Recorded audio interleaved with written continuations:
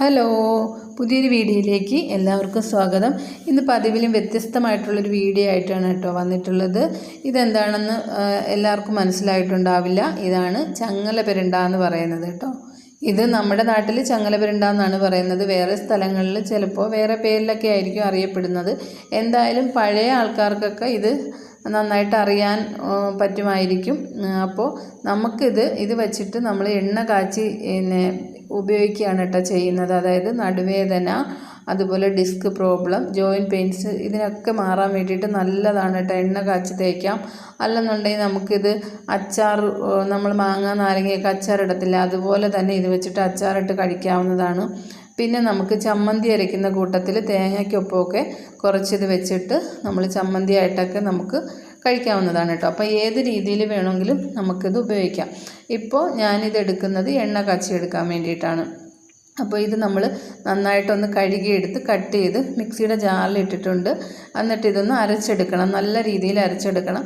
ഒരല്പം വെള്ളം കൂടി ചേർത്തിട്ടാണ് കേട്ടോ ഞാൻ അരയ്ക്കുന്നത്. വെള്ളം ഒഴിക്കാതെ അരച്ചെടുത്താൽ ഏറ്റവും നല്ലത്. എന്നിട്ട് നല്ലതായിട്ട് അരച്ചെടുക്കണം കേട്ടോ. നമ്മളിത് അതിനുശേഷം നമ്മൾ ചട്ടി അടുപ്പത്ത് വെച്ചിട്ട് ചട്ടി നല്ലതുപോലെ ചൂടാക്കി എടുക്കണം. എന്നിട്ട് കുറച്ച് വെളിച്ചെണ്ണ ഒഴിച്ച് കൊടുക്കണം കേട്ടോ. അതിനകത്ത് നമുക്ക് ആവശ്യത്തിന് വെളിച്ചെണ്ണ, അതായത് നമ്മൾ എത്ര കണക്കിന് ആണ് ചങ്ങലപെരണ്ട എടുത്ത് അരച്ച് വെച്ചിട്ടുള്ളത് അത് കണക്കാക്കിയിട്ടുള്ള വെളിച്ചെണ്ണ നമുക്ക് ചേർത്ത് കൊടുക്കാം. എണ്ണ ഒന്ന് തിളച്ച് വരുന്ന സമയത്ത് നമുക്ക് അതിൽ നിന്ന് ഒരു സ്പൂൺ ഒന്ന് എടുത്തിട്ട് പിന്നെ ഇതിനകത്തേക്ക് ചേർത്ത് കൊടുക്കാം കേട്ടോ. അതായത് ഫ്ലെയിം കുറച്ച് വെച്ചിട്ട് വേണം ഇത് ചേർത്ത് കൊടുക്കാൻ. നല്ല തിളച്ച് പൊങ്ങി വരുന്ന ആ ഒരു ഇത് നമ്മൾ നന്നായിട്ട് സൂക്ഷിച്ച് വേണം കേട്ടോ ഇത് ചെയ്യാനായിട്ട്. എന്നിട്ട് പിന്നെ ബാക്കി ഇരിക്കുന്ന എല്ലാം കൂടി നമ്മൾ ഇതിനകത്തോട്ട് ചേർത്ത് കൊടുക്കുകയാണ്. എന്നിട്ട് നല്ല പോലെ ഇളക്കി കൊടുക്കണം. പിന്നെ നമുക്ക് ഫ്ലെയിം കൂട്ടി വെക്കാവുന്നതാണ്. നല്ല രീതിയിൽ നമ്മളിത് കൈ എടുക്കാതെ തന്നെ ഇളക്കിക്കൊണ്ടിരിക്കണം കേട്ടോ, കട്ട പിടിക്കാത്ത രീതിയിൽ.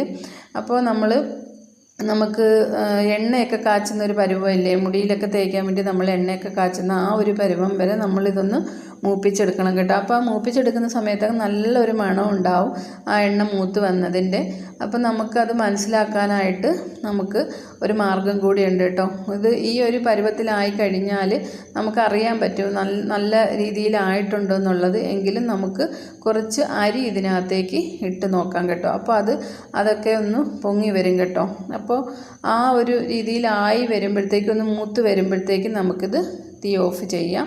ഇപ്പോൾ അത് പാകമായിട്ടുണ്ട് കേട്ടോ. പിന്നെ ഇതിന് ശേഷം ഇത് തണുപ്പിച്ചെടുത്തിട്ട് നമുക്കൊരു കുപ്പിയിൽ അടച്ച് നന്നായിട്ട് വെക്കാൻ പറ്റും.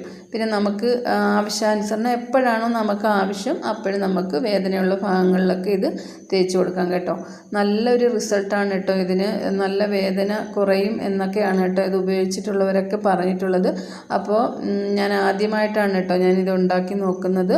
അപ്പോൾ നിങ്ങളും ഇതുപോലെ നടുവേദന, അങ്ങനെ ഡിസ്കിൻ്റെ പ്രശ്നമൊക്കെ ഉള്ളവർ ആരെങ്കിലുമൊക്കെ ഉണ്ടെങ്കിൽ ഇത് ഉപകാരപ്പെട്ടേന്ന് കരുതിയിട്ടാണ് കേട്ടോ ഇത് ഞാൻ ചെയ്യുന്നത്. അപ്പോൾ വീഡിയോ ഇത്രയേ ഉള്ളൂ. വീഡിയോ ഇഷ്ടപ്പെട്ടാൽ ലൈക്ക് ചെയ്യാനും സപ്പോർട്ട് ചെയ്യാനും സബ്സ്ക്രൈബ് ചെയ്യാനും മറക്കല്ലേ. Thanks for watching videos.